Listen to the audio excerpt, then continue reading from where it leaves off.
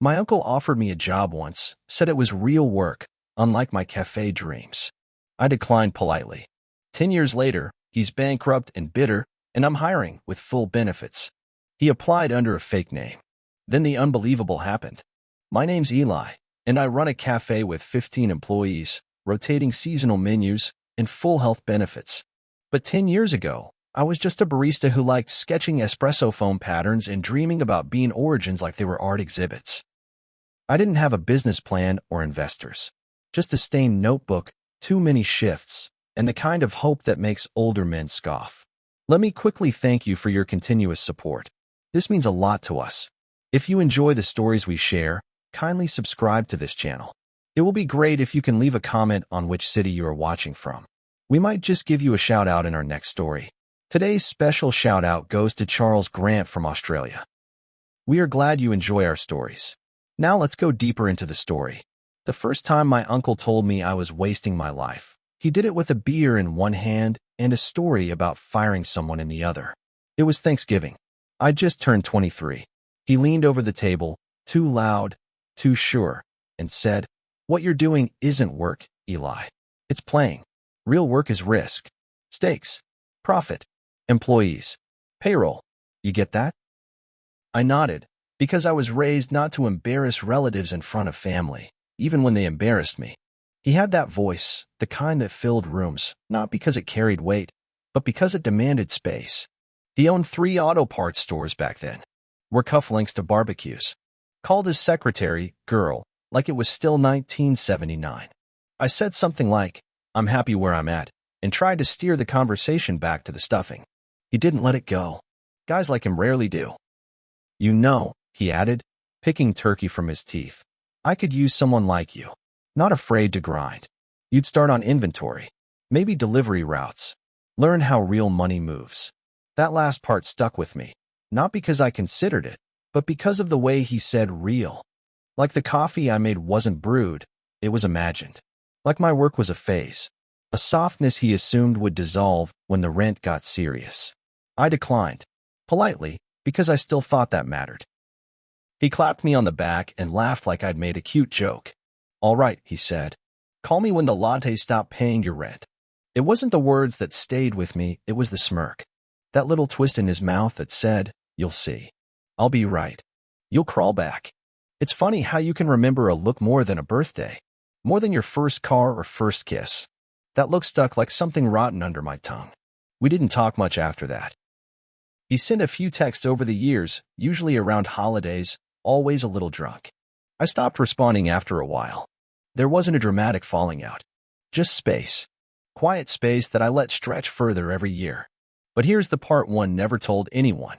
10 years later, after I'd opened 2 locations and was prepping a third, I got an application from a man named James Keller. The name didn't ring a bell, but the tone did. He said he had years of management experience, that he was familiar with logistics, supply ordering, team oversight. He even wrote that he had a strong philosophy on discipline and personal accountability. No one else uses that phrasing. Not the way he does. Not that tone. Like a job is a battlefield and every employee's a suspect until proven useful. I checked the resume again. The address was in the next town over. The phone number had a 207 area code. The email was a Gmail, created recently.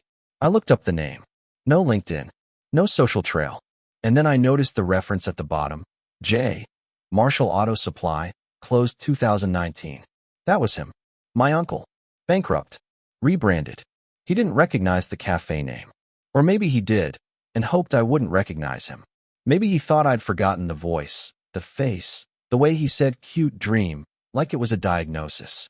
Or maybe, and this is what kept me staring at the screen, maybe he knew exactly who I was, and was betting I didn't have it in me to say no. I sat with it for a full 10 minutes. No music. No movement. Just the hum of the walk-in fridge behind the wall and the weight of a decade pressing down on a single decision. I clicked accept. Scheduled the interview myself. Hired in the same day. Didn't say a word. Not then. I didn't vanish all at once. There was no grand exit or scorched earth behind me. I just stopped showing up to birthdays, stopped answering group texts, Let the updates dry out like spilled coffee on a countertop no one bothers to wipe. It started with working weekends, then moving further away, then letting old numbers ring until they gave up. I told myself it wasn't about resentment, it was about space. I needed room to build something. But deep down, I knew I didn't want to be seen halfway. I didn't want anyone clapping before the performance was done, especially not him. When I left my parents' town at 25, I rented a studio above a butcher shop in a city that didn't know my name. I brought 2 duffel bags, a dented French press, and a conviction that didn't look like confidence. It looked like desperation in a zip-up hoodie. I worked 6 days a week, sometimes 7, saving every tip I didn't spend on rent or rice. At night, I stayed late after closing, tinkering with blends, writing down notes on temperature, ratios, bitterness. The notebook got thicker, my body thinner. No one was watching, and that made it feel real. Not performative, not curated for approval. Just mine. Family asked sometimes. My mom left voicemails, her voice softening with each unanswered message. Call when you can, sweetheart. Uncle Rick asked about you. I never called back. The thing is, when you stop talking to someone who once humiliated you, it doesn't feel like revenge. It feels like pulling a thorn out slow, inch by inch, until the bleeding stops. And I bled quietly for years.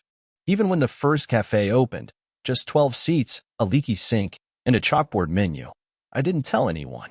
Not out of pride, but protection. I wanted to own this story, not defend it. The business didn't explode. It crept. Good coffee and soft hands on hard problems. I hired 2 people, then 4, then a baker who did more for our mornings than any Instagram ad. I watched regulars become community. I watched tiny moments compound. A toddler walking for the first time between tables, a couple getting engaged near the window, a man spreading his father's ashes into a cup of espresso and saying nothing about it. It was holy in ways I didn't have language for. It wasn't money. It was meaning, something he never understood. I heard about his collapse secondhand. A customer mentioned one of the J. Marshall stores shutting down, couldn't pay its suppliers. Then another. Rumors of lawsuits. One former employee wrote a Yelp review that read more like a suicide note than feedback. I didn't look up the details. I didn't want facts. I wanted silence. Not gloating. Not celebration. Just the sound of my own breath at the end of a long shift, knowing I was still standing. And then the email came. Applicant, James Keller. The subject line was generic, sent through our hiring portal. I clicked it without thinking. Read the first line, then the second. By the third, my chest had gone still. He didn't just apply. He pitched himself. Said he believed in structure, accountability, and measurable excellence. That he was a natural leader. That he'd turned teams around before. The kind of man who still thought discipline was a personality trait. There was no mention of the past. No sign he recognized me. Just confidence poured into corporate prose. I forwarded the application to my private folder. Read it again that night. Every word felt like an echo from a man who once called my ambition a phase. He didn't know I owned the company. Or maybe he did. Maybe he was trying to re-enter through a side door, hoping I wouldn't notice. Either way, it felt like a dare. Like the universe tapping its glass, asking, "What now, Eli? Still playing with lattes?" I stared at my reflection in the window dark outside, cafe lights warming my face. I looked older. Not broken, not bitter. Just refined. Like stone cut slowly by time and pressure. 10 years can do that if you let them.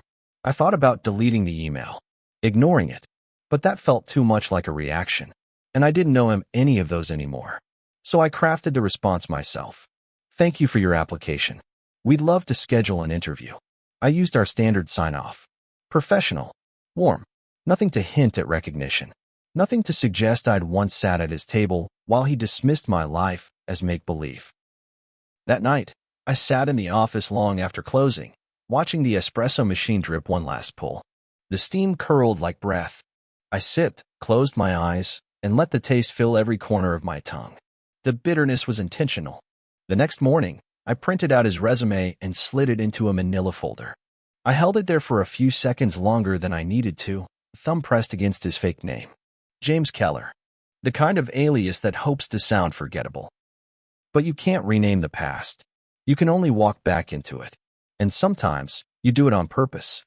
He walked into the cafe on a Monday morning wearing khakis that didn't fit and a dress shirt that used to. I watched from the counter as he scanned the space. Wide eyes, measured pace, that twitchy half-smile men wear when they're pretending not to be nervous. He didn't recognize me, not even a flicker. 10 years had done their work. My hair was shorter, my frame broader. And most of all, I wasn't hunched anymore. Back then, I made myself small to survive his judgment. Now, I stood straight because I had nothing left to prove. "James," I asked, extending a hand. He took it. Firm grip. Overcompensating. "Yes. Thanks for meeting with me." I nodded, gesturing him toward a table near the back. Of course, I wanted to do this one myself. I like to stay close to the team. He smiled at that, like it made him feel important. Like I'd just handed him a secret handshake. He had no idea that I was the owner, that I'd built every inch of this place from bruised knuckles and burnt beans. As far as he knew, I was just another manager.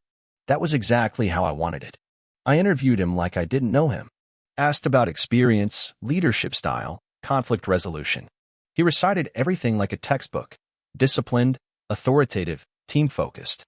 All the buzzwords men like him think mean strength. He said things like, "I don't tolerate laziness," and "I believe in systems." When I asked how he handles feedback, he said, "I give it straight. No sugarcoating." When I asked how he takes it, he hesitated just long enough to show me he doesn't. I nodded along, took notes I didn't need. At the end, I said, "You're overqualified for this role. It's not management, just shift work. You be on your feet a lot.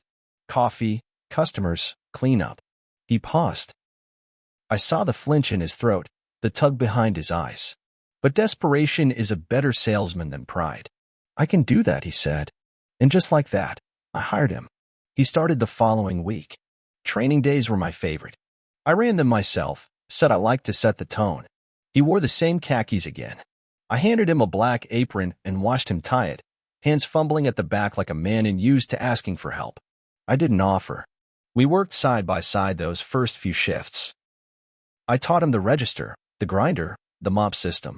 Showed him where we keep the oat milk, how to time a perfect pour-over, why we always ask the customer's name even if we already know it.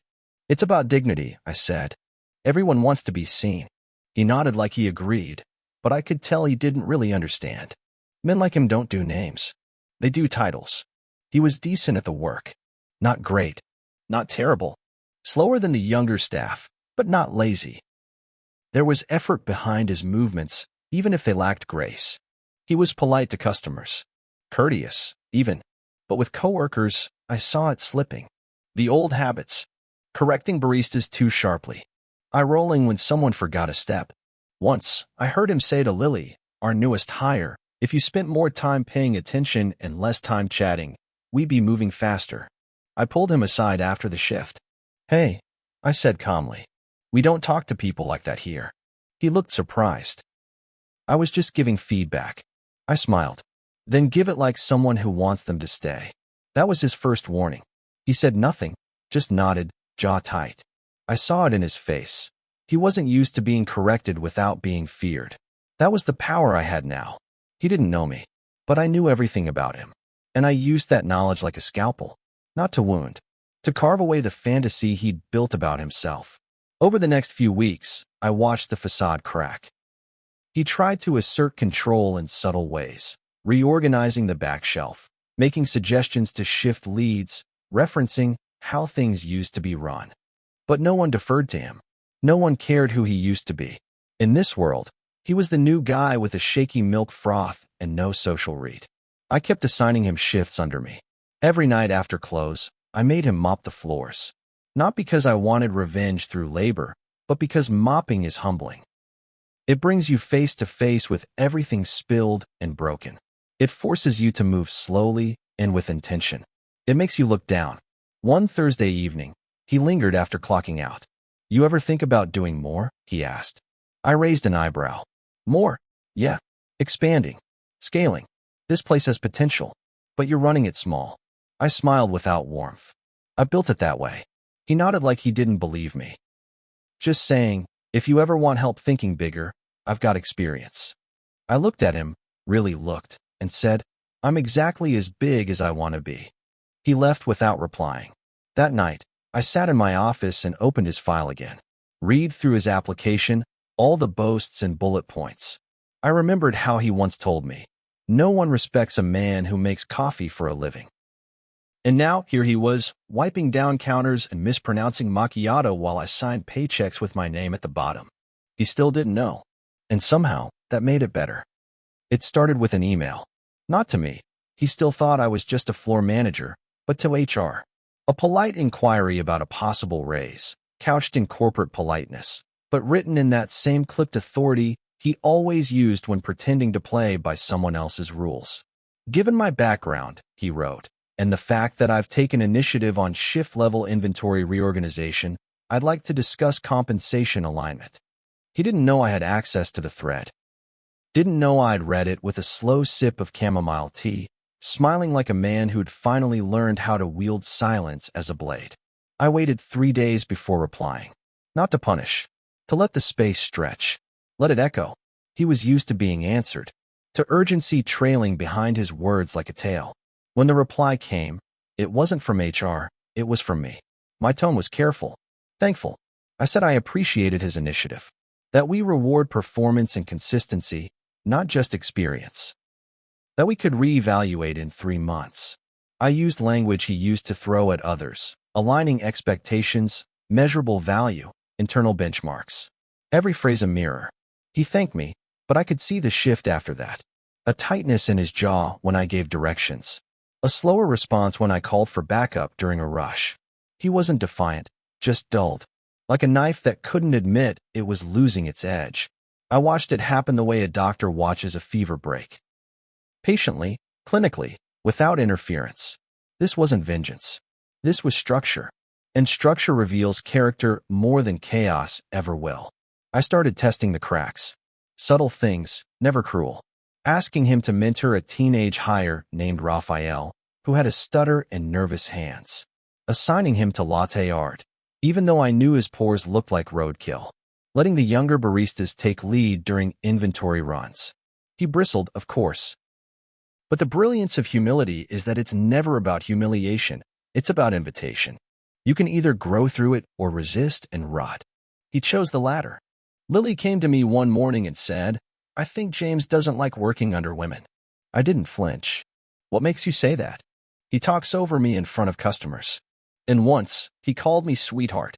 Quietly. But I heard it. I nodded. Told her I'd handle it.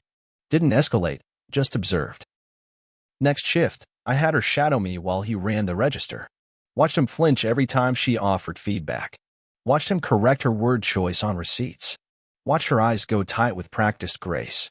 She was tougher than she looked. That mattered to me. So I protected her the only way that sticks in systems like this, with documented truth. 2 warnings later, I called him into the office. Not the break room. Not the floor. The office. My office. I didn't sit. I stood behind the desk as he walked in, already frowning, already formulating a defense before I spoke a word. That told me everything. "I've noticed some tension between you and the team," I said. Calm. Neutral. Especially Lily. He exhaled, just shy of an eye roll. "With respect, she's inexperienced. She takes feedback personally.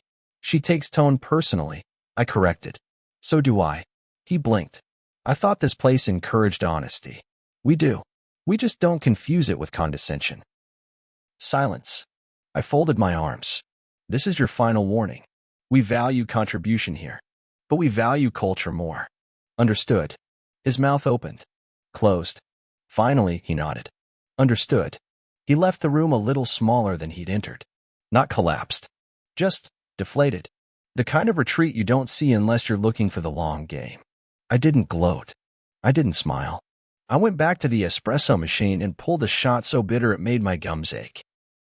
Some flavors only make sense if you've earned the palate for them. The next week, he was quieter.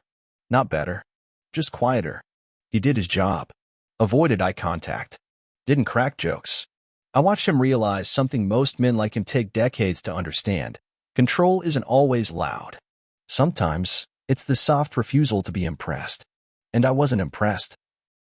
Not by the past he couldn't stop referencing, not by the way he moved through the cafe like a man allergic to instruction, and definitely not by the ghost of a legacy that no longer existed outside his own mouth. And then, one afternoon, he asked for another meeting. Said he wanted to offer insight. I let him speak. Sat across from him in the office, arms crossed, eyes steady. This place has potential, he said, but it's leaving money on the table. You could franchise, add drive-thrus, streamline the process. I nodded slowly. You think that's the goal? He hesitated. Well, isn't it? I leaned forward. You were brought in to make coffee, not decisions. That stung. I saw it in his throat. But he smiled, thin and strained. Understood. I let him go back to the floor. Gave him the rest of the shift with Lily, who corrected his milk-to-foam ratio without blinking. I watched from the office camera as he nodded and adjusted. No comment. No smirk. Just silence. That night, I stayed late and printed a photo from 5 years ago, our first cafe retreat. It was blurry. We were standing by the lake, staff lined up and laughing.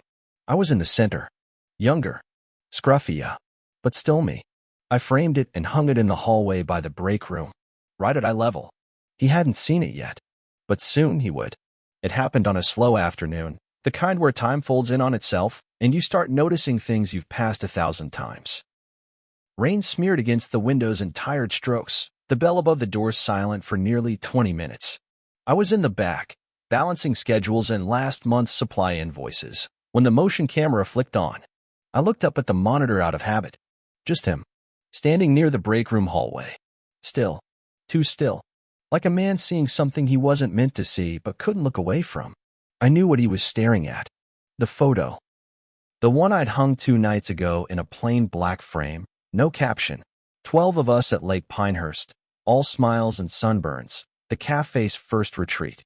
I was dead center, fists in pockets, wind-wrecked hair, a crooked grin half lost in the light. I hadn't changed that much, but enough. Enough that you wouldn't place me if you weren't looking for me. Until suddenly, you were. He stood there for a long time. Too long. Then he turned and walked toward the office. Not slow. Not fast. Just deliberate. The camera caught the way he paused outside the door, like his hand had reached for the knob and stopped just shy. Like he was afraid of the answer waiting on the other side. I didn't call him in. I didn't move. I waited. Eventually, the door opened. He stepped inside. I didn't speak. Neither did he. We just stared across the desk for maybe 3 seconds that felt like 10. He sat without invitation. His mouth opened twice before anything came out. Have we met before? The question sat in the air like steam. Not accusatory. Not gentle. Just naked. I leaned back. Exhaled through my nose. You offered me a job once. He blinked. Once. Twice. Said I'd never make it, I added. Told me to call when the lattes stopped paying my rent. He swallowed. No offense, I continued, tone flat, steady, but I never did call you. You called me. Silence opened wide between us, swallowing the hum of the fridge, the rain on glass, the low hiss of the grinder spooling in the distance. He looked older in that moment than I'd ever seen him. Not by years, by loss. Like time had finally caught up and told him the joke was on him. Eli, he said softly. Not a question. A naming. I nodded.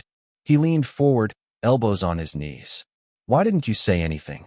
The question came out small, not hurt, confused. Like the idea that someone would let him walk blind for weeks didn't fit inside the version of the world he'd built. In that world, people wanted to be seen. They needed to be acknowledged to matter.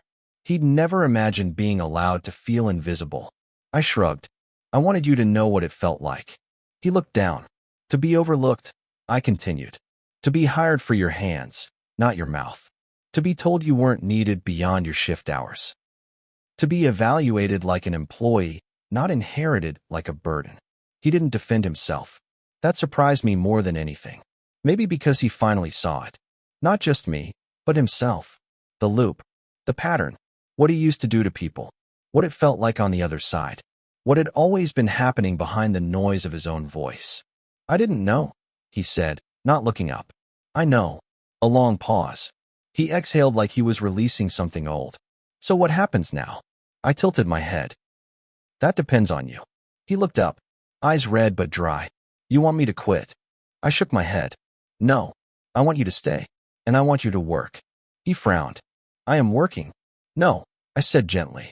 You're still proving, still performing, still looking for a ladder no one's holding anymore.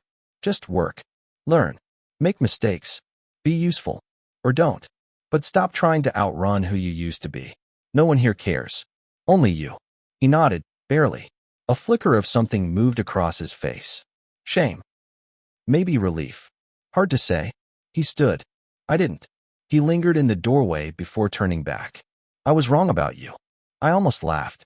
You were wrong about a lot of people. He left. Quietly. No slammed doors. No final word.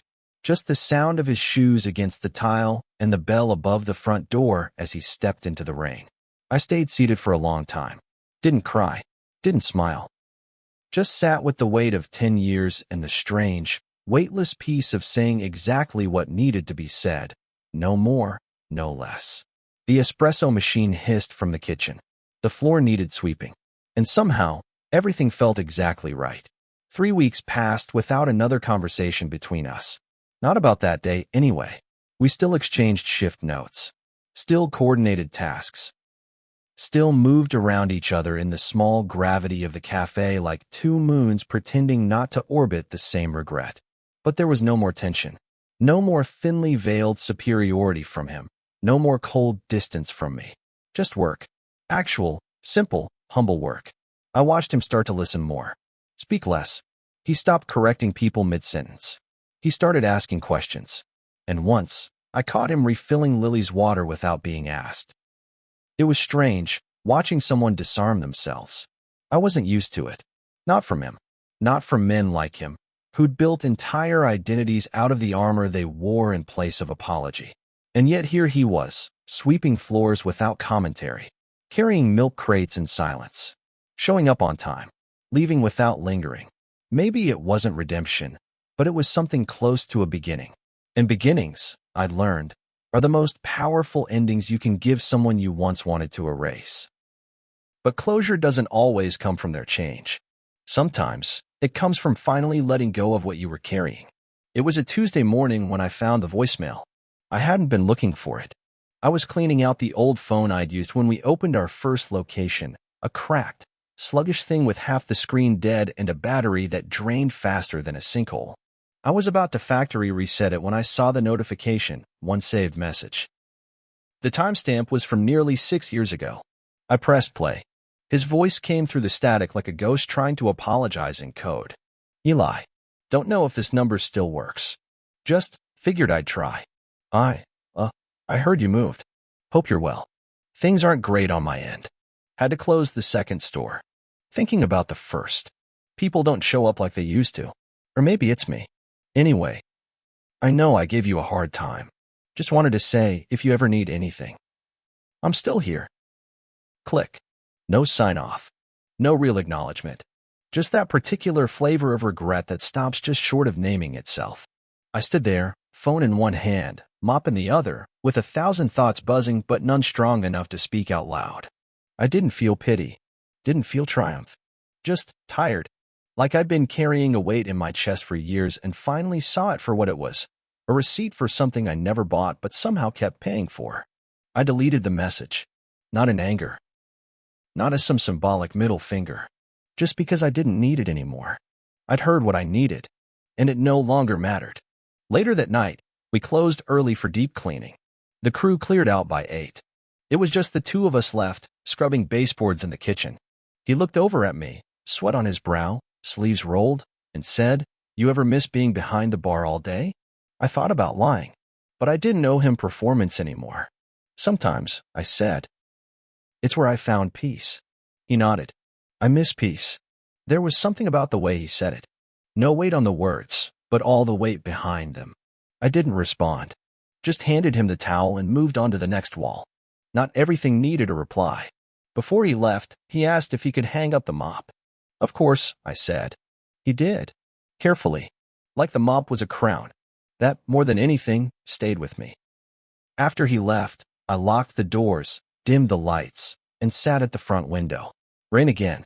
Always rain when things turn. It tapped the glass like it had something to say, but didn't know how to say it. I watched the streetlights flicker, watched a couple walk by under one umbrella, watched the reflection of the cafe's name glow softly in the puddle near the curb. This place, this tiny empire I built with no permission and no applause, had outlived every insult, every doubt, every dismissal. It stood not because of vengeance, but because I kept showing up, because I believed in slow miracles, because I knew that real success isn't a stage, it's a quiet room you fill with your own integrity. I reached into my coat pocket and pulled out the original resume. His, James Keller. Still creased from the day, I folded it in half and tucked it away. I hadn't looked at it since. I didn't need to, but I read it one last time anyway. Every line a time capsule, every boast a ghost. Then I tore it once, then again, until it was nothing but soft paper dust in my hands. I let it fall into the trash. Some people burn bridges. I prefer to compost them. By the time I turned off the lights and walked into the night, I felt something lift. Not like a balloon, not like release. More like gravity finally remembering it wasn't mine to carry. I didn't look back at the cafe. Didn't need to. It was still standing. So was I. If this story held you until the end, consider subscribing for more slow burn, emotionally charged narratives where revenge isn't loud. It's quiet, calculated, and human. I release new confessional-style stories daily, each one crafted to make you feel something deep and unexpected. Stick around. You might just hear your own truth whispered back to you. See you soon in the next one.